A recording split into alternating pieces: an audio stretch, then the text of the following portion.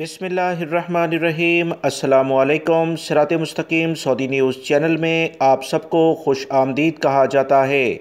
Saudi अरब और मुत्तहिदा अरब अमारात की हुकूमतों की जानिब से सोशल मीडिया इस्तेमाल करने वाले, चाहे उनका ताल्लुक़ किसी भी मुल्क से हो, अहम इतलात शेयर कर दी गई हैं।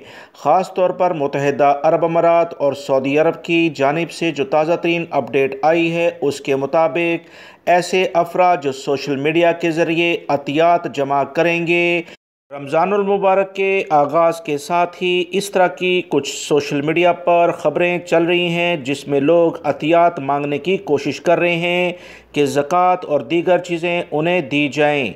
सऊदी अरब और मुत्तहिदा अरब अमारात की जानिब से ताज़ा तरीन अपडेट आई है कि रमज़ानुल मुबारक का फ़ायदा उठाते हुए बहुत सारे लोग जो सोशल मीडिया पर गैर कानूनी लेवल पर अतियात मुहिम चलाते हैं, गरीब ममालिक में रोज़ा इफ्तार करवाना, यतीमों की कफ़ालत करना, बेवाओं की मदद करना, मसाजिद तामीर करना, मदारस चलाने के लिए मुहिम्मात चलाना, ये सब गैर कानूनी है।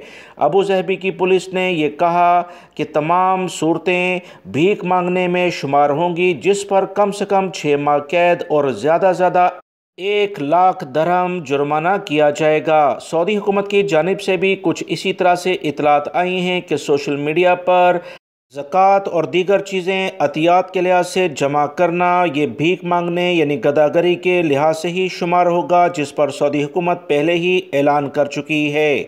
मुत्तहिदा अरब अमारात और सऊदी हुकूमत की जानिब से तमाम शहरियों और मुकीम गैर मुल्कियों को अपील की गई है कि इस तरह से रब्ता करने वालों से होशियार रहें, किसी भी लेवल पर इन्हें अतियात ना दें। सऊदी हुकूमत और मुत्तहिदा अरब अमारात की हुकूमतों के बाकायदा इदारे कायम हैं जिस पर यह अतियात देकर सवाब हासिल किया जा सकता है। वीडियो लाइक करके शेयर भी कीजिएगा। अस्सलामु अलैकुम।